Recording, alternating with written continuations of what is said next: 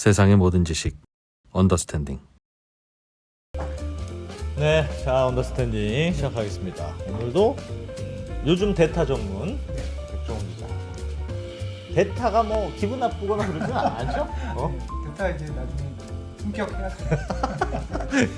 2% 없을 때 2% 자리 금방 뺀다. 자꾸 이러시면 강력한 시그널이었던 것 같습니다. 요즘 오늘 햄버거 얘기를 한다고 하는데 네. 햄버거 뭐 우리나라에도 들어왔던 미국의 파이브가이즈 그러니까 한화에서 좀 들어왔다가 뭐 금방 또 판다고 그래가지고 햄버거 시장이 이게 간단치가 않구나 그런 생각이 드는데 한국 시장이 아주 햄버거 시장이 무덤이 된 것 같은 그런 느낌도 들고 지금 뭐 하여튼 영업은 되게 뭐 초기에 인기가 있어가지고 뭐 지금도 뭐 빠졌다고는 하는데 뭐 아예 뭐 안 되는 뭐가 건 안 되는 아니에요? 건 아니고. 예. 그 파이브가이즈 땅콩 주는 거 어떻게 한대 땅콩. 하여튼 오늘은 파이브가이즈 홍보가 아니고 어렵다는 얘기인 것 같습니다. 그래서 왜 햄버거 시장은 요즘 이렇게 어려운지 또 산업 분석 요즘 전문으로 보여주시는 피치덱의 이동열 대표님 모시고 햄버거 시장에 대해서 좀 배워보겠습니다. 어서 오십시오. 네, 어서 반갑습니다. 오세요. 네. 안녕하세요. 햄버거는 이제 큰일 났다. 너희 다 죽었다. 뭐 그런 얘기 하시려고 그러니까 오늘 오신 겁니까? 그 내용보다 그러니까 사실 궁금한 게 제 호기심을 자극한 게 파이브가이즈가 들어온 지 2년 정도 됐거든요. 예. 첫 매장 내고. 근데 2년 됐는데 이게 매물로 나온 거죠. 2년 만에 포기했다. 네, 그러니까 2년 만에 회사를 매각하겠다고 내는 상황인데 파이브가이즈가 말씀하신 것처럼 한때는 줄도 엄청 많이 썼었고 맞아요. 그리고 지금도 여의도 되게 잘 되고 있거든요. 점심시간에 가보면. 근데 이거 왜 팔까? 이게 정말 뉴스에서 나오는 시장이 안 좋아서 파는 걸까? 아니면 혹시 우리가 모르는 다른 이유가 있을까? 이러면서 찾아보다가 이걸 한번 방송에서 얘기해봐야겠다. 파이브가이즈. 네. 그 김에 햄버거들이 네. 얼마나 어려운지 한번 보자. 네, 햄버거 시장이 어떻게 흘러가고 있는지 외식 산업 중에서 햄버거 시장을 제가 좀 집중적으로 해서 보여드리려고 합니다. 네. 그 파이브가이즈가 왜 파이브가이즈인지 압니까? 뭐 대략은 들었습니다. 4명의 아들하고 아빠하고 다섯이서 하는 가게라서 파이브가이즈라 진짜 생각 단순한 이름이더군요 보니까. 뭐 그래도 의미 스토리 있는 것 같아요. 네. 아무튼 예 배워보겠습니다. 그럼 뭐부터 들어봐야 될까요? 네, 일단 그 햄버거 시장 규모부터 좀 볼까요? 일단 네. 제가 준비된 화면 좀 보시면 설명을 드릴 텐데요. 우리나라가 2023년 기준으로 외식 시장 규모가 191조입니다. 191조고 예. 그래서 외식 산업 기준으로는 햄버거 시장은 전체 2%밖에 안 돼요. 여기 네. 2%밖에 안 되고 음식점업을 기준으로 했을 때는 2.5% 수준입니다. 그래서 크진 않다라고 보시면 될 것 같습니다. 생각보다 크지 않네요. 네, 생각보다 크지 예, 않고요. 뭐 사실 191조라는 시장도 하이닉스가 아마 오늘 종가로 시총이 이 정도 될 거예요. 191조. 그러니까 우리나라 전체 외식 시장이 191조짜리 시장이다. 그러니까 크다면 크고 작으면 작다고 볼 수 있는 거죠. 네. 버거 춘추전국 시대를 제가 정리를 했어요. 이게 시간이 제일 오래 걸린 것 같긴 한데 딴 거보다. 왜냐면 이게 사료들이 막 틀린 것들도 많고 옛날 기세까지 찾아야 되니까. 옛날에는 롯데리아였지 롯데리아. 네. 햄버거 하면 롯데리아. 우리나라 최초 1호점, 그러니까 브랜드 맛도나라는 게 있어요. 저 이거 기억이 안 나고요. 이거는 들어보니까 매장이 있었던 건 아니고 네. 슈퍼 같은 데서 팔던 햄버거라는데 아마 맛도나? 안 대표님도 모르실 것 같아요. 맛도나 모르겠네. 네. 맛도나 모르겠네. 예전에 그런 건 있었어요. 그 햄버거는 들어갔는데 이게 패티가 소고기가 아니고 이렇게 닭머리로 뭐 그런 얘기 있었죠. 학교 매점 닭머리로 이런 만든 게 데서. 틀림없어. 막 네. 이런 거 있었죠. 네, 되게 맛있었는데 항상 먹을 때마다 찜찜했던. 그리고 우리나라 최초 1호의 이제 소위 말하는 지금처럼 직영이나 프랜차이즈, 그러니까 가맹점 형태의 햄버거 집이 79년도 롯데리아 1호점입니다. 저는 여기가 기억나요. 어렸을 때 제가 갔던 게. 네. 네, 여기 1호점이고요. 그 다음에 지금은 이제 지점 하나밖에 안 남았는데 아메리카나, 버거킹, 웬디스, KFC가 주르륵 들어오게 됩니다. 그리고 이때 되게 특이한 건 90년대 초반에 부산에 드라이브 스루가 이미 매장이 생겼다는 거예요. 네. 그래서 사실은 외식 산업 중에서 테크에 대한 수용성이 제일 높은 것 중에 하나가 의외로 햄버거입니다. 네, 포스라든지 드라이브 스루라든지 배달 이런 것들 있죠. 이런 것들이 다 수용성이 제일 높습니다. 빨리빨리 도입된다. 네. 그리고 두 번째가 이제 96년도부터입니다. 이때는 IF 구제금융이 나오면서 일부 브랜드들이 철수를 하죠. 예. 이때 특이한 거는 패스트푸드 건강 논란이 생기기 시작해요. 왜냐면 한국도 경제 성장이 올라오다 보니까 식문화에 대해서 이제 고민을 하게 되고 네. 이제 미국에서는 슈퍼 사이즈미라고 혹시 보셨나요, 이거? 이것도 되게 한때 네, 되게 유명했던 다큐멘터리. 네, 다큐멘터리. 맥도날드만 뭐 먹어서 몇 달 동안 뭐 먹어서 안 좋아졌다 뭐 이런 몸이 얘기 망가지는 거. 네. 네. 그러면서 1세대 프리미엄 수제버거가 생깁니다. 이 컨셉은 뭐냐? 햄버거가 패스트푸드니까 몸에 안 좋으니까 우리는 집에서 만든 햄버거 같은 걸 만들자.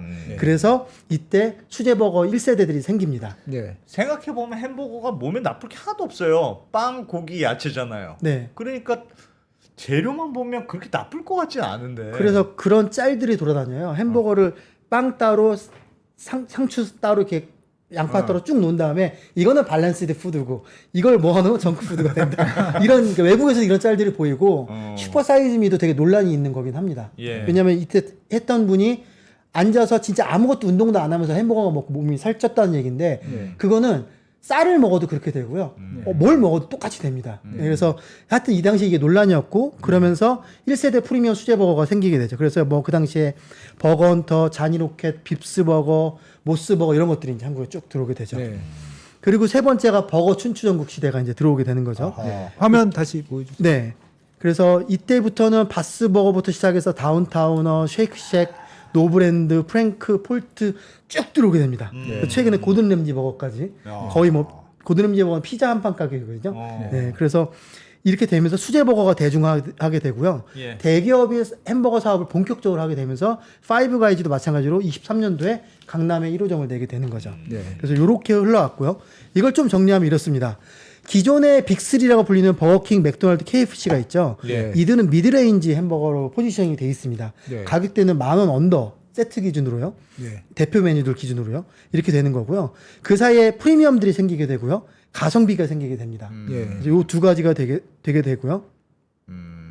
그래서 이들 그런데 주인들은 계속 바뀌게 되죠. 예를 들면 버거킹 같은 경우는 두산에서 VIG에서 앵커 에코티로 넘어갔고요. 네. 맘스터치는 창업주가 KLN 파트너스에 넘겼고 KLN 파트너스가 그 당시 해마로푸드를 상장 폐지시킵니다. 네. 그래서 지금 이제 비상장으로 넘어왔고요. 예. 현재 이것도 매물로 나와 있습니다. 저것도 매물 나오고. 그래도 실제 네. 맘스터치는 잘 나가는데. 맘스터치가 그나마 두 자릿수 영업이익률을 보이는 네. 회사 중에 하나입니다. 예. 네.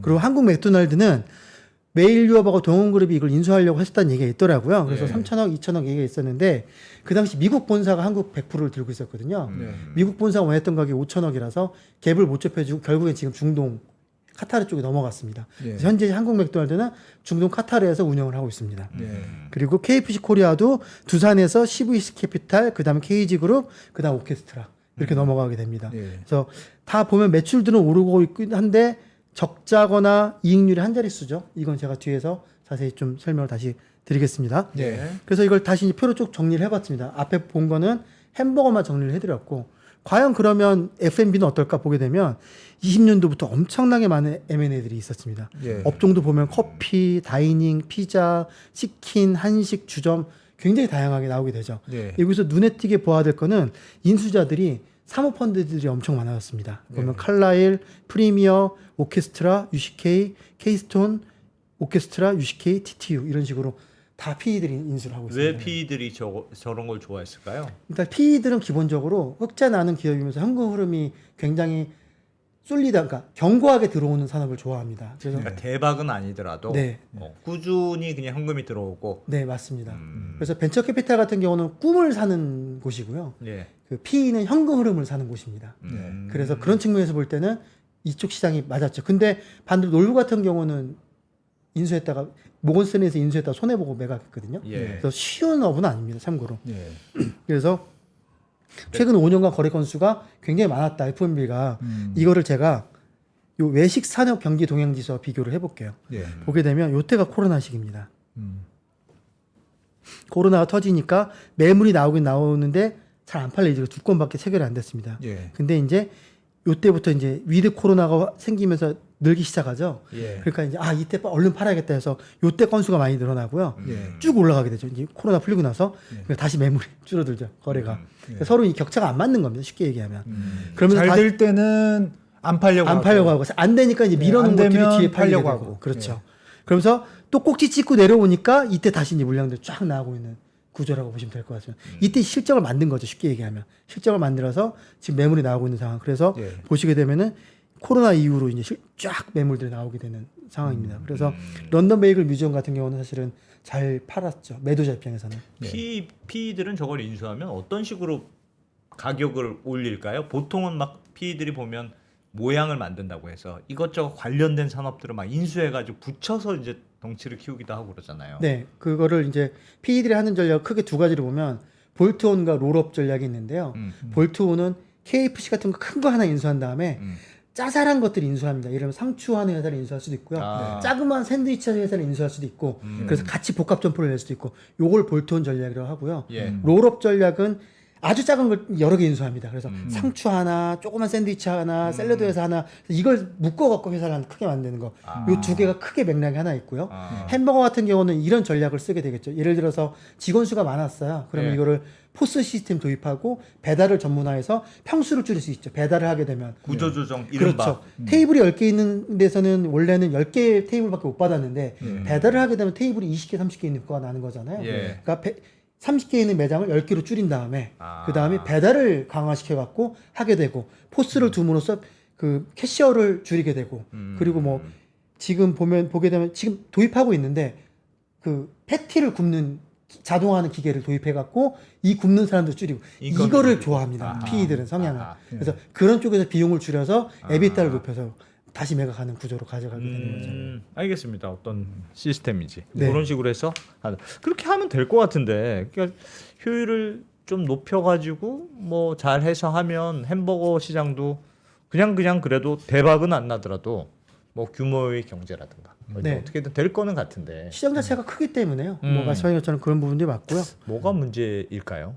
뭐 이제 문제라기보다 시장을 보면서 이제 우리가 판단을 해보는 거죠. 그래서 제가 이제 그 다음 보여드릴 차트가 햄버거 시장의 우호적인 지표들을 몇 개 보여드릴 거예요. 예. 보시게 되면 이게 1인 가구, 2인 가구, 3인 가구, 4인 가구의 포션이군요. 네, 포션입니다. 그래서 보시게 되면은 2015년 대비 1인 가구는 50% 증가를 했고요.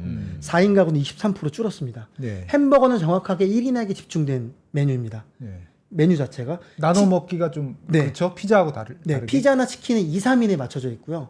햄버거는 1인에 맞춰져 있습니다. 그래서 그렇죠. 이쪽 시장은 햄버거의 우호적인 시장입니다. 아. 그리고 그 다음 차트 보시게 되면 한국 사람들이 이제 최근 들어서 정확히는 2023, 24년도부터 집밥보다 외식을 많이 하고 있습니다. 네. 그래서 이걸 보시게 되면은 요 이제 이 검은색 그러니까 남색 선이 식료품, 소위 말하는 뭐 쌀 사고 김치 사고 고기 사서 집에서 해 먹는 네. 그 금액이고요. 그리고 요거는 외식 나가서 음식 숙박이라고 되어 있긴 하지만 95%가 음식이기 때문에 네. 외식이라고 보시면 됩니다. 그래서 보시게 되면 코로나 시기에만 어쩔 수 없이 못 나가니까 식료품이 늘죠. 그리고 네. 외식을 못 하죠.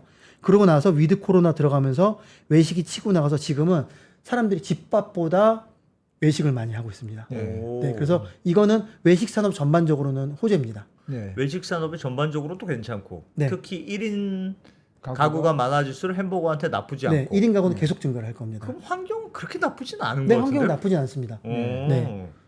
그리고 그 다음에 보는 게 이제 여기가 그 햄버거 시장 키 중에 하나인데요. 네. 이게 배달 앱과 배달 대행의 이제 비율입니다. 예. 배달 앱은 우리가 아는 뭐 요기요, 배민 이런 것들이 배달 앱이고요. 네. 배달 대행은 그런 거 말고 그냥 그 라이더들 갖고 하는 것들이 있잖아요. 예. 그런 것들은 이제 짜장 몇집 배달.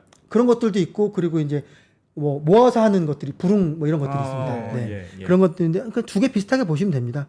이게 5%에서 29%까지 30%까지 거의 한 뭐 6배 정도 증가를 하게 되죠. 예. 쭉 증가하게 됩니다. 특히나 배달앱 같은 경우는 이때가 코로나 시기죠. 그때 쫙 증가를 하죠. 아. 그래서 배달 시장이 굉장히 우호적입니다. 네. 배달 시장이 우호적이라는 거는 외식업자들 분들 입장에서는 가게는 10평이지만 50평, 100평의 효과를 누릴 수 있는 것과 동일합니다. 그렇죠. 네, 그래서 이건 우호적인 지표입니다. 예.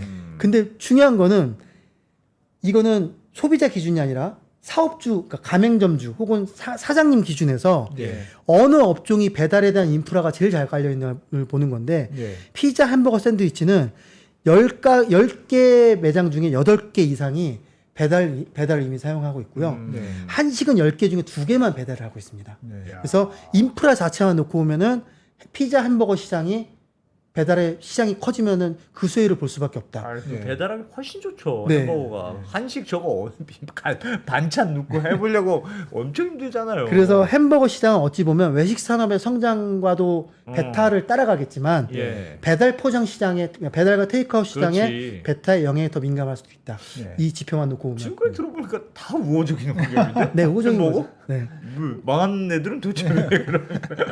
네. 그리고 근데 이제 그 다음부터 이제 또 조금 다른 견해 얘기가 나옵니다. 네. 그래서 보시게 되면은 하지만 소비자 입장에서 배달앱 사용되는 걸 봐야 되잖아요. 아. 네. 소비자 입장에서 뭘 시켜 먹을까 보면 햄버거는 순위가 많이 밀려 있습니다. 네. 무슨 얘기냐면 사업주들은 우린 배달 앱도 쓰고 배달 부름 같은 대행도 다 계약 맺어져 있고 다 한데 막상 사람들은 치킨 닭 보쌈을 시켜 먹고 있다는 거예요. 네. 절반 정도가 치킨 닭 보쌈을 시켜 먹고 있는 거예요.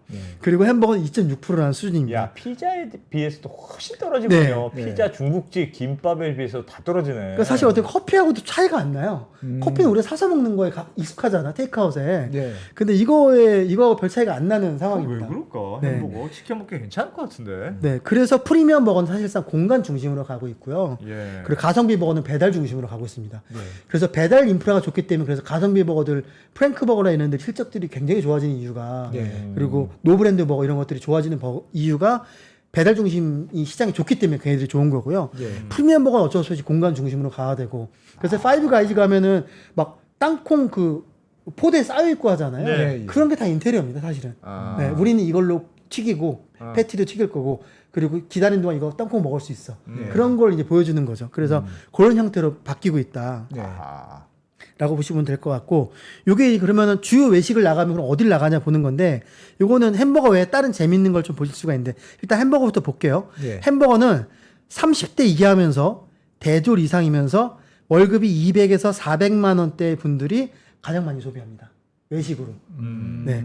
한식 육류는요. 40대에서 60대이면서 400만 원 이상인 분들이 네. 네, 고가가 오히려 약간, 네. 여유가 있는 소리마 분들. 한우, 예, 네. 한식 한우, 나이도 좀 있으시고. 네, 이런 것들을 이제 시켜 먹는 거고요. 네. 일식은 고루 돼 있고요. 조금 재밌는 건 중식은 나이 든 분들이 선호하시고요. 네. 중졸 이하 학력에 100만 원대 분들이 제일 많이 소비를 하십니다. 근데 이게 왜 그런지 저는 중식을 좋아하거든요. 어. 네, 좋아하고 이 지표에는 들어가진 않는데. 그러니까 나이 든 소득이 적은 분들이 제일 좋아하는 게 중식이고. 네, 그렇게 나오고 있긴 합니다. 조금 저렴한 대졸자들이 좋아하는 게 대졸자들이 이제 어. 피자, 햄버거 이런 것들을 그런 거 좋아하고 좋아하고. 그리고 이제 또 30대 이하이면서 소득이 높지 않은 분들이 분식을 또 좋아하고. 저건 이해가 가. 네, 요거는 좀 그럴 수 그건 있겠죠. 그럴 수 있겠네. 네. 양식은 제가 볼 때 이런 거는 아마 뭐 30대 이하는 데이트의 영향이 클 것 같고. 네. 그렇죠? 40, 50대는 뭐 아무래도 자녀의 영향이 있지 않을까 느낌상 네. 뭐 그런 생각이 들긴 합니다. 그래서 햄버거는 어쨌든 간에 정리를 해 보면 30대 이하 대졸자이면서 월 평균 소득이 200에서 400. 야, 저건 피치덱에서 조사한 겁니까? 아니 이거는 한국농촌경제연구원에 있는 걸 연구원 거. 저희가 그 데이터를 갖고 와서 가공해서 갖고 있습니다. 근데 네. 진짜 소득에 비해서 차이는 있지만 교육 수준에 따라서 뭘 먹는지까지 나는 굳이 저렇게까지 나눠야 되나? 그러니까 뭐 이런 것들 데이터들 또 함의한 것들이 있을 수 있으니까 저희한테는 예. 방송에서는 뭐 필요 없을 수도 있는데 마케팅을 하는 관점에서 아마 필요할 수도 있을 거예요 이런 데이터들이. 네. 그래서 저희들은 뭐 데이터- 대학가를 공략한다든지 뭐 그럴 경우에는 뭐 그- 필요한 뭐 데이터 그럴 수도 있죠. 있겠네요. 네, 그럴 수도 있죠. 네. 알겠습니다. 네. 네. 그럼에도 말씀드린 것처럼 외식은 저렇지만 비록 저렇지만 배달 시장은 성장 여력이 높다. 이유는 네. 뭐냐면 우리나라 핸드폰, 스마트폰 사용자가 5천만이 넘어가요. 왜냐면 한 명이 2개 이상 들고 있는 사람들도 있으니까. 그래서 네. 5천 한 500에서 5,700만 대 정도 되는데 그 중에 배달 앱을 사용하는 사람이 52%밖에 아직 안 됩니다. 네. 그 얘기는 아직 이만큼이 남아있다는 얘기예요. 네. 예. 그래서 성장 여력이 있다는 거죠. 지금 배달 앱을 제일 많이 사용 안 하는 데가 50대, 60대입니다. 50대, 예. 60대인데 예. 요분들이 10년, 20년 지나면 당연히 밀려나가고 요분들이 들어오겠죠. 네. 요분들이 들어오고 앞쪽에서는 당연히 잘 쓰는 분들이 들어오기 때문에 배달 시장은 침투율만 놓고 보면 아직 여력이 있고 시장 더 커질 수 있다. 네. 그렇게 보시면 됩니다. 네. 그래서 이제 요 차트를 보시면 이제 좋을 것 같은데요. 와, 이건 뭐야? 이게 배달앱 시장이 2017년 1월에 1,800억 시작해서 월입니다, 월. 네. 올해 6월에 3조 4천억까지 성장. 월인데 저렇게 커요? 네, 월. 오. 네. 온라인 음식 서비스를 하는 게. 네. 그래서 이게 전체 성장률로는 CAGR 기준으로는 41%가 나오고요. 와. 근데 이거를 위드 코로나 이전과 이후로 놓고 보면 위드 코로나 이전은 CAGR이 75%입니다. 와. 어마어마하게 성장을 하고 있는 거고요. 네. 근데 위드 코로나 시행하고는 CAGR이 5%로 이제 정상화가 됩니다. 그래서 배달 시장은 성장할 텐데 마일드하게 성장할 겁니다. 예전처럼 이렇게 로켓처럼 성장하지 않을 거예요. 죄송한데 CAGR이 뭔지 모르겠습니다. 연평균 복리 성장률이라고 보시면 됩니다. 그렇지. 네. 변화율인가요? 매년 평균 이만큼 올랐다. 그러니까 시작과 끝을 계산해서요. 예. 요 중간이 어떻게 성장했을 거라 추론을 하는 기하 평균 개념이라고 보시면 아, 됩니다. 그래요? 우리가 일상생활에서 많이 쓰는 산술 평균 개념이고요. 예. 이거는 이제 다른 형태의 평균이라고 보시면 됩니다. 평균 5%니까 저거는 뭐 평범한 수준인데. 네, 평범한 수준입니다. 좀 그렇게 나쁘지도 않고 뭐 아주 좋지도 않고 뭐 그런데 75%가 너무 이례적이었던 거죠. 이례적이었던 거죠. 매년 75%씩 어떻게 오릅니까? 그래서 사실은 이게 이제 이 시장을 빨간색을 먹을 거라 생각을 하지만 예전처럼 빠르게 잠식은 못할 거다. 그렇게 이제 보고 있는 거죠. 예. 현재 CAGR만 놓고 봤을 때는. 그래서 이제 오늘의 주제인 그러면 파이브가이즈는 왜 2년 만에 매각을 하게 된 걸까라고 이제 그거를 좀 설명을 드릴게요. 일단 왜 매각 카드를 꺼냈을까 보게 되는데 가장 많이 나오는 게 햄버거 시장이 죽지 않았어? 야, 죽고 있는 것 같아. 실제로 이런 톤의 기사들이 있습니다. 예. 근데 이게 숫자로 보게 되면 그렇지는 않아요. 보시게 되면 2020년도에 한국의 햄버거 시장이 저희 추정은 2.6조 플러스 알파입니다. 알파는 개개인의 가맹점을 운영하시는 사장님들의 매출도 있을 거고 저희가 100억 이하는 카운팅을 안 했거든요. 네. 100억 이하 매출을 내는 데도 있을 거 아니에요. 네. 그런데 다 합치면 그래도 뭐 몇천억 될 거 아닙니까? 네. 그래서 예. 2.6조 플러스 알파라 그래서 제 생각에 한 3조 정도 보면은 음. 네, 3조 정도 보면 될 것 같아요. 근데 지금 5년간 53% 증가해서 4조 플러스 알파입니다. 예. 그럼 4조에서 5조라는 거예요. 시장이 50% 성장을 했습니다. 네. 엄청 많이 성장한 와 거예요. 많이 성장했네요. 많이 성장했습니다. 보면. 그래서 롯데 맥도날드 같은 경우는 7,900억 하다가 1조 2천억까지 올라왔습니다. 매출이. 와우. 다 올라왔습니다. 매출이 다 올라왔고요. 네. 다 올라왔고 뭐 바스버거는 역성장을 하긴 했지만 대부분 다 올라왔습니다. 그래서 시장이 성장하고 있지는 않습니다. 성장하지 않다는 얘기는 아니다. 아닙니다. 오히려 피크아웃 돼서 성장이 둔화될 거다. 그 얘기는 합리적일 수는 있지만 성장을 안 한다는 얘기는 아닙니다. 야. 하여튼 버거 시장은 크고 있긴 하다. 크고 있긴 하다. 전부 대부분 올랐네. 뭐 이삭 토스트 뭐 네. 전부 다. 그런데 다 보게 좋네. 되면 매출은 평균적으로 48% 증가를 했지만 예. 그러니까 매장 수는 그만큼 성장을 못하고 있습니다. 오히려 롯데리아는 역성장을 했고요. 맥도날드도 역성장을 했습니다. 감소했습니다. 그럼 더 좋은 거죠. 매장 수가 작은데 매출이 늘어 가치가 늘어서. 지금은 좋죠. 더 좋은 거 매장당 매출은 증가하니까. 예. 근데 전체 파이로 뭐 커지려 그러면 출점을 해야 된다는 거잖아요. 어쨌든 출점을 해야 이게 온라인에서 파는 그러니까 예를 들면 뭐 G마켓이나 쿠팡에서 파는 제품들이 아니니까 매장이 있어야 거기서 배달이 나가든 와서 손님들이 먹고 하기 거점이 때문에 있어야 된다. 네, 매장이 진출이 속도가 둔화된다는 건 그만큼 성장이 둔화되고 있다 판단을 하거나 우리는 지금 출점할 여력이 안 돼라고 판단을 하고 있을 가능성이 있는 거죠. 예. 그리고 이 사회 또 변화 중에 하나가 롯데리아가 40년 넘게 1등을 하던 매장 수가 맘스터치한테 2021년도에 뺏기게 됩니다. 예. 그 이후에 계속 맘스터치가 1등을 하고 있고요. 맘스터치는 그 기간 동안 11% 증가를 하게 됩니다. 그리고 나머지는 역성장 혹은 아주 마일드하게 7% 정도 성장을 하게 됐죠. 그래서 매출은 증가를 하고 있지만 네. 상대적으로 매장 수는 둔화되고 있다. 예. 이렇게 보시면 될 것 같고요. 약간 선행 개념으로 봐도 되겠네요.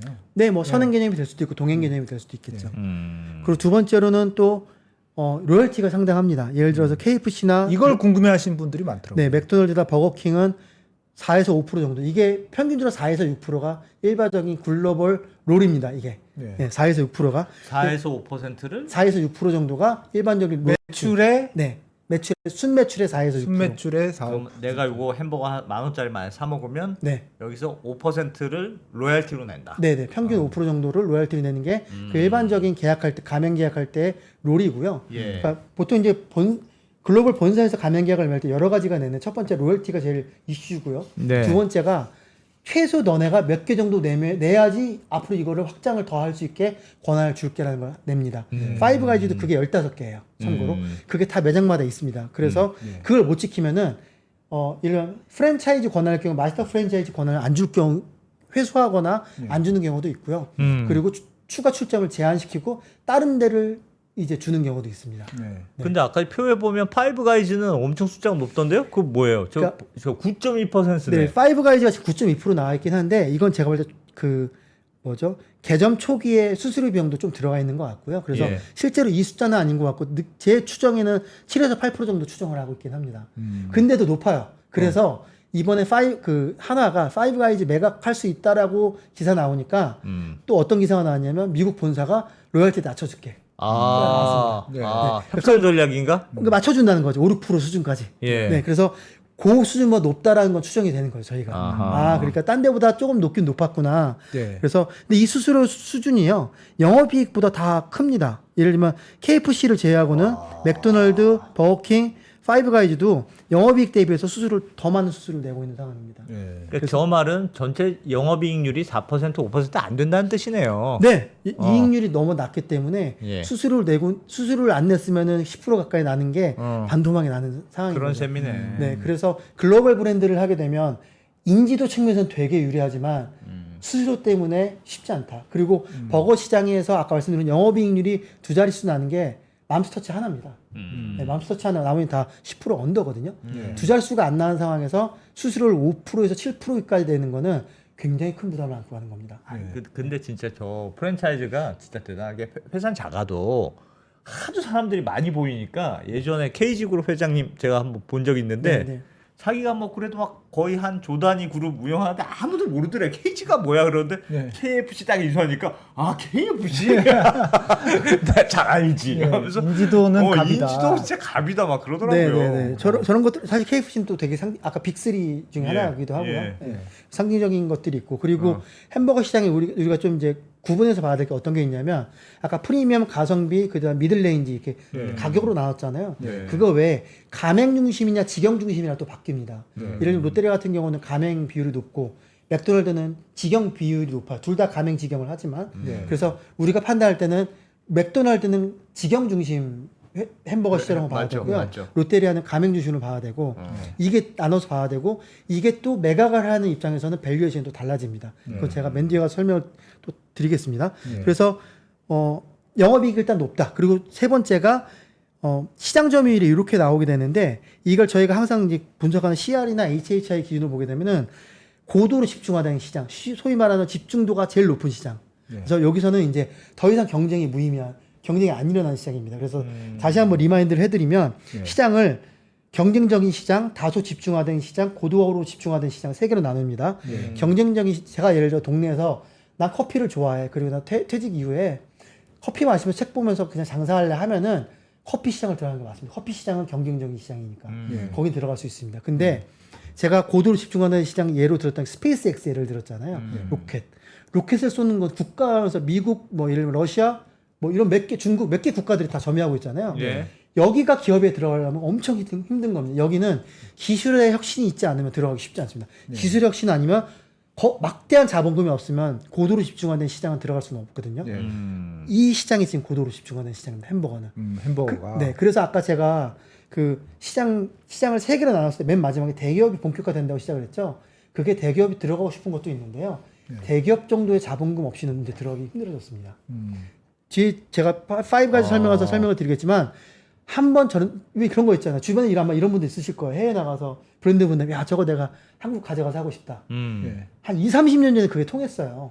그래서 실제로 외국에서 개인한테 주기도 했고, 아마 웬디스가 아마 그랬던 것 같은데, 웬디스인가 하디스인가 뭐 그게 그랬던 것 같은데 가능했어요. 80년대 90년대는. 지금은 안 됩니다. 왜냐하면 한 번 이 브랜드를 갖고 와서 매장을 내려면 여러 조건들이 있습니다.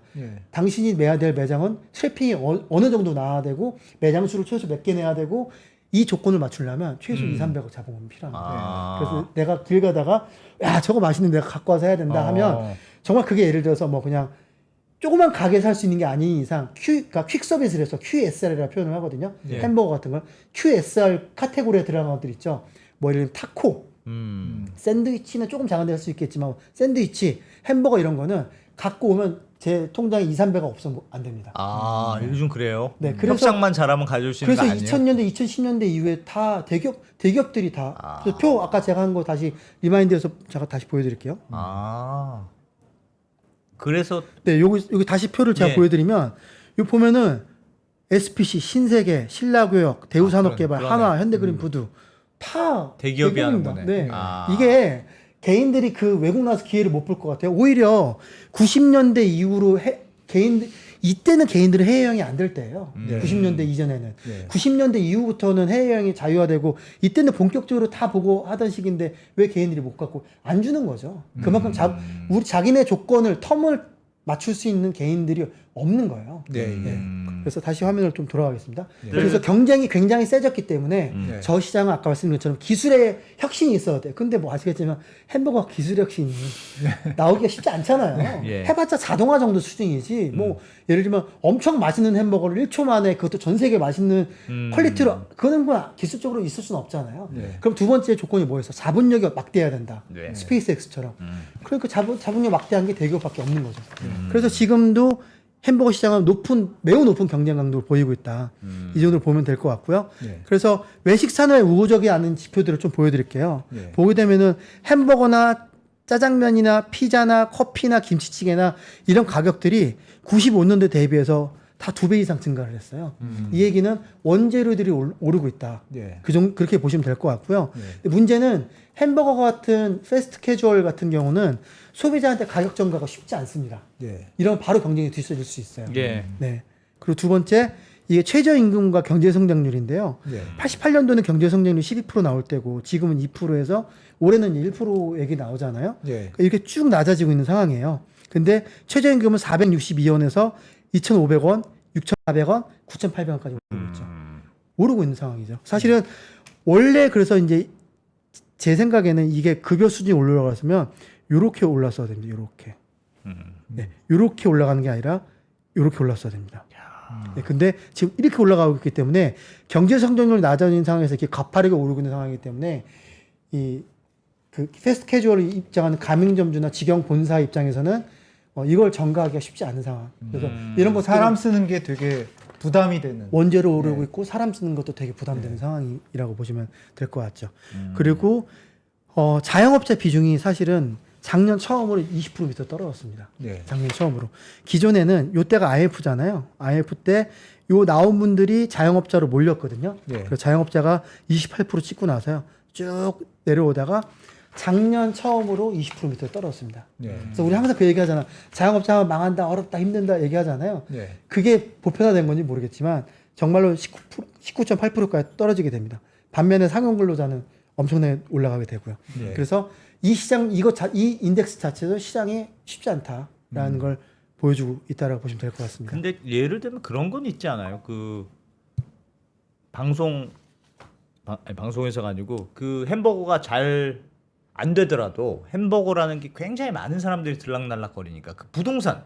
그래서 사실 햄버거는 부동산이야. 햄버거는 그냥 이익률도 별로 안 되지만 좋은 입지에 있는 부동산들을 가지고 있어서 뭐 모든 프랜차이즈로 하는 데들은 다 뭐 자기 부동산을 갖고 있지는 않겠으나 맥도날드 같은 그런 직영점 많이 하는 데는 부동산 많이 갖고 있을 텐데. 근데 그게 이제 본인 소유 부동산보다는 보면 저희 임차료 비용을 보면 나오거든요. 네. 지점이 늘 때마다 임차료 비용이 늘고 있기 때문에 저희가 볼 때는 일부는 들고 있을지 모르겠지만 대부분 다 안 빌려서 있다. 하는 거고요. 음. 최근에 두 가지 형태인데 제가 드라이브스루가 부산에 90년대 92년도에 처음 들어왔다고 말씀을 드렸잖아요. 예. 그게 혁신적인 개념이었습니다.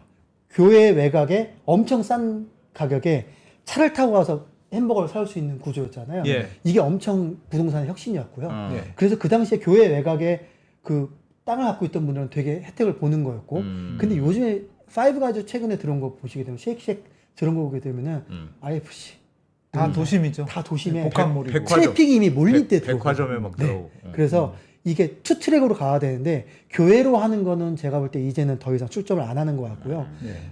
이제는 다 트래픽이 이미 몰려 있고 검증된 압구정, 강남, IFC 뭐 이런 데 있죠. 용산 이런 데로 다 몰리고 있기 때문에 그거 다 임대료입니다. 그렇겠네. 그래서 파이브가이즈가 한 개 출점하는데 임차 보증금이 엄청 큽니다. 아, 엄청 커요. 그래서 요즘 또 그런 지점 한 데가 번 내내 되는구나. 비용 엄청 듭니다. 참고로 파이브가이즈 미국 본사에 FDD라는 게 있어요. 네. 프랜차이즈 디스클로저 다큐멘트라 그래서 네. 프랜차이즈의 그런 문서들을 공시한 걸 찾아보면 파이브가이즈 하나 매장 가맹 기준으로 내는데 얼마 드냐라고 보면 25,000달러에서 한 55,000달러 정도 들거든요. 예. 이거 하나로 바뀌면 한 3억 5천, 6천 정도에서 한 8억 정도 되는 거예요. 매장 하나 내는데 작잖아요. 제가 뒤에 가서 계산을 해드릴 텐데 한국 파이브가이즈는 재추정으로 매장 하나 40억 듭니다. 오. 이거 왜 그러겠어요? 임대료 높은, 임차료 높은, 임차 보증금 높은 핵심 지역에 들어가기 때문에 비용이 큽니다. 많이 내는 것 대신에 잘 되는데 몰빵해서 내. 잘 되는 게 몰빵 되는 게 있고요. 어. 계약서상에 재추정엔 계약서상에 파이브가이즈에서 그걸 요구를 했을 거예요. 좋은 데만 해라. 아, 괜히 인기가 좋은 네, 트래픽이 얼마 이상을 해야 된다. 이미지 이상한데 그냥 외곽에 하지 마. 네, 트래픽이 얼마 이상을 해야 된다. 아. 혹은 트래픽이 아니라 버거 한 달에 몇만 개 이상 팔 수 있는 데를 내라. 라고 하면 트래픽으로 갈 수밖에 없죠. 파이브가이즈가 그걸 들어가서 트래픽을 모아서 키우는 것보다 있는 데를 들어가서 줄 세우는 게 훨씬 빠른 거죠. 네. 그래서 사실은 미국 파이브가이즈와 한국 파이브가이즈 비용 차이가 굉장히 큽니다. 네. 어떻게 그거- 대표님이 그런 거 다 알아요? 그래서 그거 제가 뒤에 설명드릴게요. 야, 진짜 신기하네. 막 던져도 막 나오네. 예. 알겠습니다. 네, 그래서 외식 산업에 우호적이지 않는 지표들을 또 보게 되면은 예. 영업 비용이 확실히 올라간 게 보이게 되죠. 보게 되면은 매출은 2억에서 2억 5천으로 증가해요. 이거 외식 산업 전체입니다. 네. 매출 평균이 2억에서 2억 5천 연간으로 증가를 했는데 이익은 거꾸로 3천에서 2,200으로 하락을 해요. 네. 이유가 뭐냐? 영업 비용입니다. 영업 비용은 어디 뭐가 포함되어 있냐? 원재료, 인건비, 임대료입니다. 이 세 개가 이걸 다 깎아 먹어서 이익률은 줄어들고 있죠. 그래서 가맹이나 이런 소규모 매장을 하는 분들은 쉽지 않다. 이익률 계속 줄어드네. 계속 줄고 있습니다. 아. 근데 이 이익률보다도 낮게 나오는 게 피자 햄버거 샌드위치의 가맹점, 그 본점들이고요. 피자 햄버거 샌드위치의 이익률만 보게 되면 한 7에서 11% 정도 나오고 있죠. 예. 네. 그리고 사업체 수도 55% 증가하고 여기도 마찬가지로 매출은 증가를 했는데 이익은 18%밖에 증가를 못하죠. 근데 그나마 여기는 7에서 11%는 이익이 나오죠. 예. 근데 본사를 보게 되면 그래도 괜찮은데. 본사 이익률이 이제 이렇습니다. 아. 본사 이익률이 이렇게 나오고 있는 상황. 자, 잠깐 앞에 거하고 이거하고 차이는 뭐예요? 그러니까 이거는 전체적으로 가맹점까지 다 해서 네, 피자 햄버거 샌드위치의 가맹 통계입니다. 점포당 이건 점포당이고. 네. 아. 근데 점포당이지만 그 점포주 입장에서 하나의 사업체죠. 예. 하나하나가. 그리고 이거는 본점이죠. 그럼 본점이죠. 이건 무슨 말이에요? 그러니까 점포가 상대적으로 낮다. 본사가 좀 더 지원을 많이 해준다는 뜻이에요? 아니면 본사가 지금 상황이 더 안 좋다. 본점이. 근데 이 본점 중에 가맹을 안 하는 데도 있습니다. 예. 직영만 하는 데도 있으니까요. 근데 어쨌든 간에 맥도날드, 버거킹, KFC 이런 데들 보게 되면 이익률이 다 한 자릿수입니다. 근데 아까 로열티가 말씀드린 게 4에서 6%. 네. 이익률 4에서 6% 주면 얘도 이익률 안 줬으면 뭐 본사는 짧겠죠. 비용을 많이 쓰고 있다, 마케팅비를 많이 쓰고 있다라고 추정할 수 있겠네요. 근데 마케팅비도 이게 우리가 주목해서 봐야 될 게 이 예. 로열티에 마케팅비를 섞어서 받는 경우도 있고요. 아, 그래요? 가맹점한테. 직영일 경우에는 자기가 마케팅비를 물론 다 내지만 맥도날드 같은 데는 맥도날드 미국에서 들어온 애들이잖아요. 네. 많이 보내는 거지. 많이 보내고 한국 본사에서 이익 많이 남겨봤자 아니, 뭐 맥- 세금만 내지 뭐. 맥도날드 지금 주인이 말씀드렸지만 중동 카타르입니다. 아, 그렇습니다. 네. 죄송합니다. 카타르고요. 어. 네, 나머지 다 PE 다 PE 여기 카타라 들고 있고 PE 들고 있고 PE 들고 있고 SPC가 들고 있고 여기는 PE가 인수한 샐러디라는 회사가 들고 있고 뭐 이런 예. 이런 식입니다. 거의 PE 아니면 지금 뭐 대기업이 들고 있는 그런 거라 보시면 될 것 같고요. 예. 그래서 이제 파이브가이즈 한번 현금 흐름을 볼게요. 기초현금이 170억이에요. 그래서 이거는 170억을 자본금을 넣은 겁니다. 쉽게 얘기하면 자본금 20억, 자본이익은 150억이지만 네. 그냥 하나 갤러리가 100%거든요. 이걸 그냥 액면가보다 더 1분의 액면가보다 높게 받아서 혹은 액면가 높게 받아서 170억을 넣은 겁니다. 그냥 그렇게 계산하시면 됩니다. 예. 170억을 넣었습니다. 영업을 해서 41억을 벌었네요. 23년도에. 근데 투자활동 147억 나갔죠. 재무활동 10억 나갔죠. 요게 지점 낼 때 나가는 임차 보증금과 그리고 설비 사야 되잖아요. 네. 뭐 프라이어도 사야 되고 튀김기, 튀김기도 뭐 사고 해야 되잖아요. 쉐이크 기계도 그게 다 사야 요겁니다. 그리고 요거는 뭐냐면 임차료라고 보시면 됩니다. 그래서 첫 해에는 그래서 170억 넣고 53억 나왔습니다.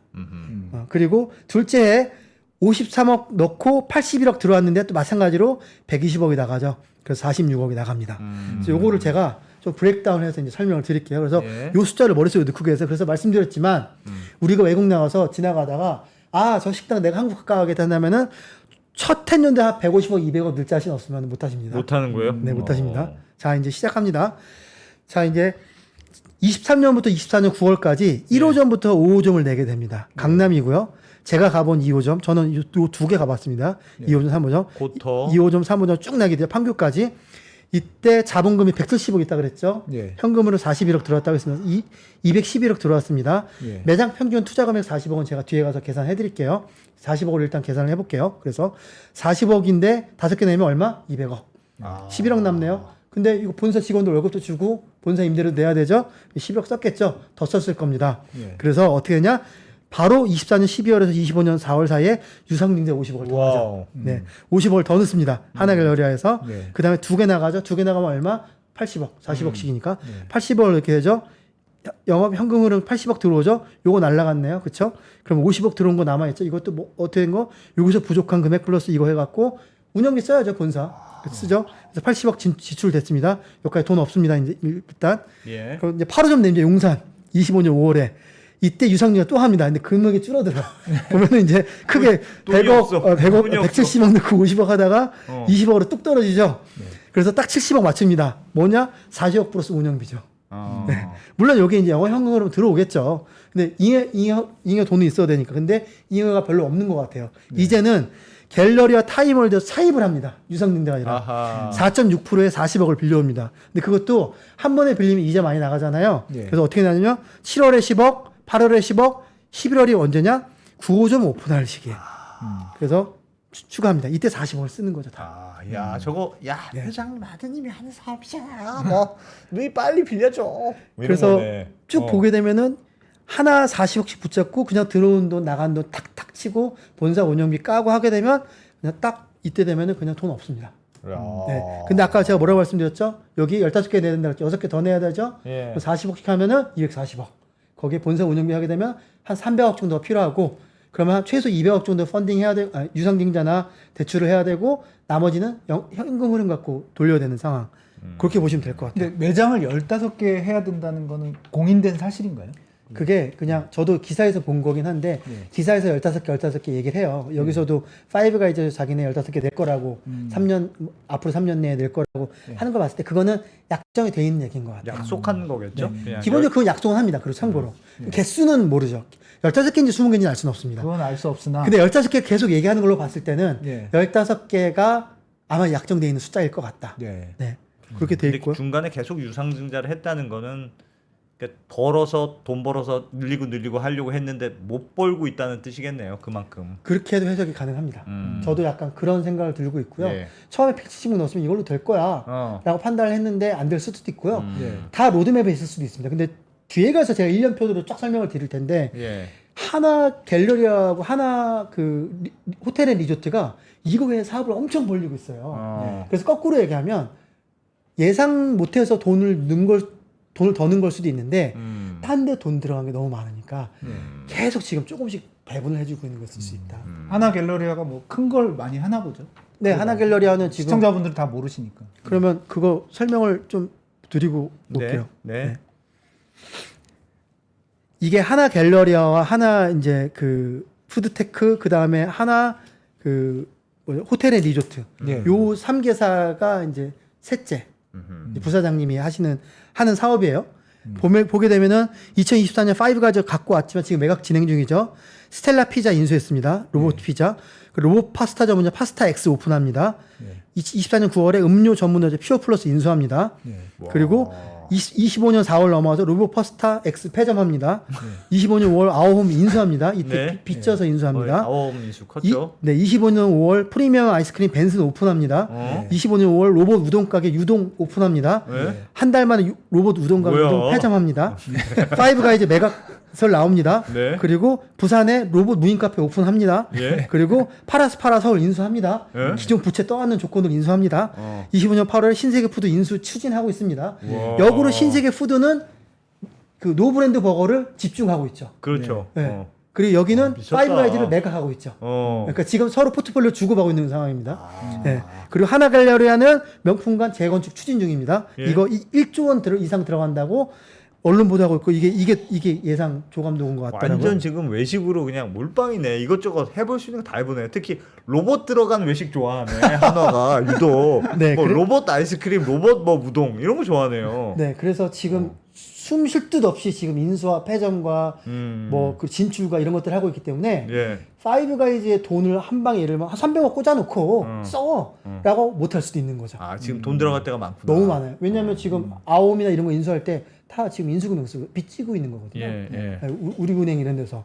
그러니까 그런 걸 봤을 때는 아까 안 대표님 말씀한 것처럼 계획보다 돈이 많이 들어간데도 맞을 수 있고요. 아니면 돈이 들어갈 때 워낙 많으니까 자금 스케줄 타이트하게 가져가자라고 해서 그냥 필요한 시점에만 돈을 넣는 걸 수도 있습니다. 야, 근데 그렇다고 치더라도 그러니까 계획대로는 안 됐을 수도 있지만 파이브 가이즈를 팔고 있는데 신세계 푸드를 인수한다? 그것도 골 때리네. 그러니까 파이브 가이즈는 햄버거고 신세계 푸드는 단체 급식이잖아요. 예. 근데 신세계는 거꾸로 뉴발란스래 저기 노브랜드 버거를 키운다고 하고 있잖아요. 여기는 예. 햄버거를 집중하고 있는 상황이고요. 여기는 햄버거를 버리고 아 햄버거 자체를 버리고 단체 급식에 집중한다는 거예요.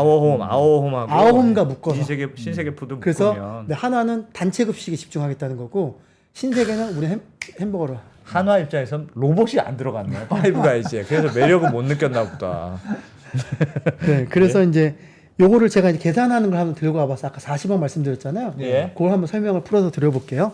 요거는 아마 그 가맹이나 이런 하시는 분들도 알아두시면 도움이 되실 것 같아요.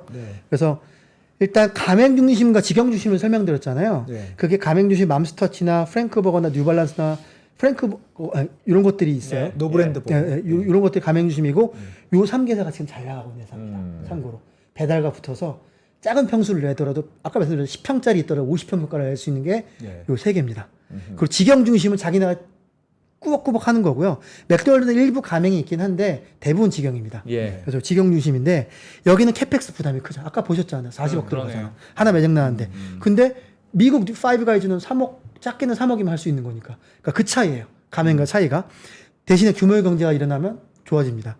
그리고 브랜드 일관성이 필요하고 마진은 상대적으로 낮습니다. 근데 여기는 기하급수적 확장이 가능하죠. 리스크를 전가하죠. 누구한테? 가맹점주들한테. 망하면 저기가 망하는 거죠.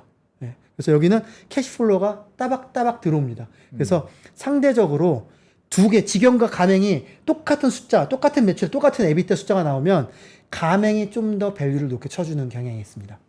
저기는 현금 흐름이 좋으니까. 좋으니까. 네. 아. 근데 가맹 중에서 그 고려할 사항이 4워 에비타라고 되어 있는데 4워가 뭐냐면 우리가 매장을 가면 벽이 4개에 둘러싸여 있잖아요. 예. 그래서 매장 중심의 에비타라고 보시면 됩니다. 한 기업 매장당 중심의 매장 얼마나 맞아요. 나오냐? 한 매장당 에비타가 13% 이상이 나와야 됩니다. 네, 그리고 그걸 기준으로 페이백은 뭐냐면 내가 투자한 금액을 몇 년 내에 뽑을 수 있냐 봤을 때 4에서 5년 내에 가져가야 이 브랜드가 가맹 사업을 계속 확장할 수 있습니다. 이거를 한국 기업들에 대비를 해보면 이게 그래서 명암이 갈립니다. 왜 이런 데들이 프랭크나 맘스터치가 잘 되고 있고 저게 높아요? 예, 왜 저런 다른 모 브랜드들이 안 되는지 보면 그게 나옵니다. 그래서 요게 중요한 것들이고요. 중요한 것들이고 이 직영은 뭐냐면 직영은 4 에비타 이거 마찬가지로 직영점 점포 기준으로 15% 이상 혹은 본사가 15% 이상 나와야 되고 페이백이 3, 4년입니다. 이게 에비타는 좀 더 높아야 되고 페이백이 좀 더 짧아야 되죠. 가맹점 중에서는 저 에비타가 높은 데가 어디예요? 보시기에 맘스터치 뭐 프랭크버거 뭐 여러 가지 있는데 그래서 제가 이걸 하다가 저런 걸 알려주셔야 나 햄버거 하려면 뭘 해야 많이 남는 그래서 제가 그냥 다음번에 한번 날 잡아서 저희 쪽 전산에서 붙여갖고 이걸 쫙 뽑아갖고 모든 업종의 대표 기업들의 요걸 좀 아직 안 해보셨구나. 안 해보셨어요. 아 그걸 알려주셔야죠. 안 해봤고 네. 안 해봤고 제가 뭐 햄버거는 대략은 아는데 뭐 그냥 뭐 정확한 숫자를 제가 들고 와볼게요. 네. 제가 궁금하더라고요. 저도 치킨 중에 어디가 그래 이렇게 부합되고 그런 걸 해주셔야 돈이 되죠. 주의 부탁드립니다. 네. 그래서 요거를 이제 제가 계산 아까 본 걸 가지고 계산을 이제 들어가 볼게요. 예. 잘 따라오시면 됩니다. 그래서 제가 23년, 24년도 두 개만 갖고 갈 겁니다. 왜냐면 저한테는 23년, 24년도 말까지만 재무 자료들이 있으니까 그때까지 낸 게 요 5개 점포입니다. 요 5개 점포가 23년도와 24년도에 5가 낸 거예요. 예. 근데 어떤 거는 1년이 넘었을 거고 어떤 거는 24년 말 기준으로 3개월밖에 안 된 게 있을 거 아니에요. 이거를 다 개월수로 계산을 해서 이걸 연으로 환산을 합니다. 그래서 이게 첫 번째고요. 그 다음에 우리가 네로우와 브로드를 계산할 건데 에비타를 계산할 때 네로우 기준으로는 뭐냐면 네로우는 임차 보증금과 설비까지만 넣는 거예요. 말 그대로 처음에 그냥 딱 오픈 전까지 딱 들어간 돈 기준이 내려오고요. 브로드는 임차료까지 넣은 겁니다. 제가 그러니까 임대 몇 개월 저게 했으니까. 현실적인 거네. 네, 그래서 네로하고 브로드를 제가 둘 다 보여드릴 거예요. 그래서 그걸 기준으로 페이백을 계산할 겁니다. 그래서 이거를 연으로 환산을 해서 풀 이어로 한 다음에 에비타를 계산을 한 다음에 점포당 투자금을 네로와 브로드를 두 개로 할 겁니다. 그래서 점포당 투자 금액을 그래서 계산을 제가 환산을 해서 해보니까 네로 기준으로 38억이 들고요. 요 매장들이 브로드 기준으로 46억이 들어갑니다. 38억 기준으로 봤을 때 이 회사들의 에비타가 17억이고요. 점포 페이백이 2.2년입니다. 그럼 제가 앞에서 말씀드린 요 기준들 있죠? 요 기준이 여기 있던 기준들입니다. 요 기준들로 봤을 때 에비타 15% 넘네요. 충족은 하는. 네, 충족한 페이백 네, 충족을 하죠. 하네요. 네, 충족을 합니다. 그래서 이거는 사업 확장 가능성이 충분히 있습니다. 그러니까 네로는 이렇게 인테리어까지 한 거고 브로드는 임차료까지 계산한 건데 그렇게 한. 현실적으로는 브로드겠죠. 네, 뭐 그거는 이제 어느 관점에서 투자자가 내가 어느 관점에서 볼 거냐에 따라서 이제 달라지는 거긴 한데 그래서 제가 둘 다 들고 온 거고요. 그래도 2년 내 정도 페이백 하는 거면 괜찮은 것 같은데요. 2년 3년이면. 아, 네. 이 정도면 좋은 숫자입니다. 좋은 숫자고 그렇기 때문에 성장 가능성이 있고. 여력이 있다. 네, 그래서 저는 파이브가이즈가 매물 나온 이유 중 하나가 이런 기대감이 있기 때문에 매수자가 가격이 좋으면 살 수 있다라고 보는 거예요. 진짜 안 되지는 않아. 네, 오히려 피크 찍고 내려오거나 피크 아웃을 해버려갖고 지금 적자를 보고 있는 경우 더 팔기 어렵습니다. 네. 네, 이거는 지금 올라갈 수 있다고 보는 거고요. 예. 참고로 제가 미국 SEC 증권거래소 기반으로 치폴레 아시죠? 예. 네, 제일 유명한 미국 타코 멕시칸 유명하죠. 거기가 포로 에비타가 24% 나옵니다. 엄청 잘 되고 있는 거고요. 미국 버거킹이 12% 정도 나옵니다. 이거는 이 정도면은 이거보다 높고 치폴레보다 낮은 거죠. 그래서 사실은 치폴레 정도 나왔으면 매물 안 나왔을 수도 있어요. 제 생각에. 네. 그리고 페이백 같은 경우는 쉐이크쉑이 IPO 할 때 문서 찾아보니까 1.5년이 나왔어요, 이게. 엄청 빠른 거죠. 매장 하나면 1년 반이면 뽑는 거예요, 원금을. 근데 지금 한 2, 3년 정도가 늘어났고요. 치폴레가 2년 언더 아직 지키는 것 같아요. 그러니까 이거보다 조금 좋은 거죠. 그래서 이거는 파이브가이즈는 지표는 저는 좋다고 생각을 합니다. 이 정도면. 근데 물론 매장 수 아직 많지는 않지만 이걸 유지할 수 있다면 잘하는 겁니다. 네. 그래서 요 기준에서 봤을 때 그래서 그 다음 하면 이제 원래 이거였어요. 그래서 이거였는데 그런데 문제는 하나 갤러리아와 하나 호텔 앤 리조트가 지금 이렇게 다양한 걸 싸우고 있어요. 로보트도 해야 되고 내가 파라도 인수해서 거기다 뭐 좀 해야 되고 우동 가게도 해봤다 해야 되고 뭐 음료수 회사도 인수해야 되고 피자 회사도 인수하고 있고 막 지금 급식이 크네요. 급식도 해야 되고 지롱한데 급식을 저 큰 걸 했는데 근데 갖고 있는 현금이나 회사들의 그 이 두 회사들의 매출 규모에 봤을 때는 이걸 다 정상적으로 하려면은 돈이 부족합니다. 제가 얼추 계산을 해보니까 그래서 하나 갤러리아와 하나 호텔 앤 리조트는 전략이나 시간 가치, 기회비용, 시장 상황 이런 거 두고 봤을 때 지금이 제일 비싼 타이밍일 수도 있습니다. 내부적 이런 판단한 걸 수도 있어요. 무슨 얘기냐면 햄버거 시장이 성장을 하고 있지만 프리미엄 버거는 어디랑 싸워야 되냐면 프리미엄 비건 비싸잖아요. 예. 저희가 햄버거를 사 먹을 때는 한 10,000원 전후 생각을 먹잖아요. 파이브가이즈 햄버거 뭐 15,000원 넘어가거든요. 그리고 뭐 예를 들면 그 고든 램지 이런 거 3만 원 막 이렇게 하고 이건 햄버거에 대해 영역을 벗어나죠. 그렇죠. 그러니까 이거는 포지션이 그러면은 햄버거가 아니라 레스토랑에 하나 한 끼 식사하고 맞아요, 값이게 맞아요. 돼요. 엄청 비싸. 네. 그럼 확장이 높다는 건 거꾸로 얘기하면 아까 배달이 좋아진다고 그랬잖아요. 예. 배달의 성향을 맞을 수 있는 거는 저가예요. 배달 시켜 먹는 사람 3만 원, 2만 원짜리 시켜 먹지는 않을 거거든요. 10,000원 전후로 시켜 먹고 그러면 프랭크 버거나 맘스터치겠죠. 그쪽 시장인 거예요. 근데 프리미엄 시장도 명백히 시장에 존재를 하죠. 그 시장도 커지겠죠. 근데 여전히 빅3가 있죠. 그 중간에 맥도날드, 버거킹, KFC. 얘네를 띄워놓고 가성비보다 더 월등하게 많이 쓰려면 그 정도의 경험 가치를 줘야 되는데 프리미엄이 그 정도 성장할 수 있을까? 경제 성장률 1%인데. 예, 그러니까 이런 딜레마가 하나 있는 거고. 그리고 하나 갤러리나 이런 데들이 사업을 너무 전방위를 하고 있고 몇 조짜리 예를 들면 뭐 그 2조 넘어가는 매출 그런 거 인수하고 있는데 뭐 이익 40억 나고 50억 나고 이거 좀 그룹 입장에서 이게 쉽지 않은 사실 그거잖아. 키워봤자 그러니까 예를 들면 이걸 한번 볼까요? 요 표 밑에 표를 보시면 예. 뭐 그 제가 과거 이제 거래했던 버거킹이 매출 2,800억에 에비타 180억 나올 때 11배에 거래됐어요. 2,200억에. 예. KFC가 2,200억에 에비타 340억 나올 때 3배에 거래됐어요. 근데 이땐 참고 코로나 때예요. 코로나 거의 끝물이에요. 그러니까 시장 상황이 엄청 안 좋았을 때요. 맘스터치 2,800억에 260억 에비타 할 때 12배에 거래됐어요. 예. 다운타우너 작년 말에 거래됐는데 124억에 14억 될 때 5.7배에 거래됐어요. 네. 맥도날드 10배 거래 안 됐어요. 비싸게 팔아. 그래서 해외로 팔렸거든요. 이거 보게 되면 5.7배, 3배, 이거는 좀 논외죠. 코로나 네. 때니까. 5.7배에서 12배예요. 얘네는 1등이니까 저기서 그 가맹 중심에서 1등이니까 1등은 10배보다 더 줄 수 있죠. 그래서 예. 제가 볼 때는 여기 써놨죠. 매각 희망가 1,000억이라고 돼 있는데 에비타 73억이거든요. 파이브가이즈가 영업이익은 50억이 안 되지만 73억인데 멀티플 6배에서 10배에 거래될 것 같아요. 그러면 맥스 700억대, 적게는 4, 500억대 정도에서 그 정도에 거래될 건데 1,000억에 팔 수 있다. 저는 팔아야 된다고 봐요. 이거 지금 할 게 너무 많고 큰 것들 딜을 많이 하고 있는데 이거를 저렇게 신경을 써가면서 앞으로 제가 얘기했잖아요. 들어갈 돈이 최소 200억에서 250억 돈을 더 넣어야 돼요. 지금 딴 데 빚져가서 지금 인수하고 있는 상황인데 그런 상황에서 얘네의 사업 규모를 생각을 했을 때 네. 과연 1,000억에 살 수 있다면 파는 게 맞죠. 그래서 이거는 햄버거의 시장 여부와 논의와 상관없이 그 파이브가이즈를 갖고 있는 하나 갤러리아 입장에서는 예. 내부 전략적으로 판단한 걸 수도 있어요. 네. 그 흑자는 난다. 흑자 나죠. 에비타 흑자는 75니까. 흑자는 나고 뭐 그렇게 나쁘지는 않은데 기대감이 지금 올라와 있잖아요. 예. 앞으로 지금 남아 있는 게 뭐냐면 일본 진출이 남아 있어요.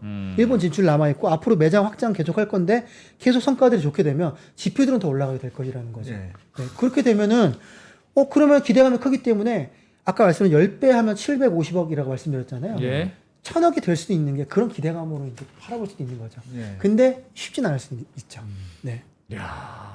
근데 하나는 도대체 왜 이렇게 뭘 많이 합니까, 요즘?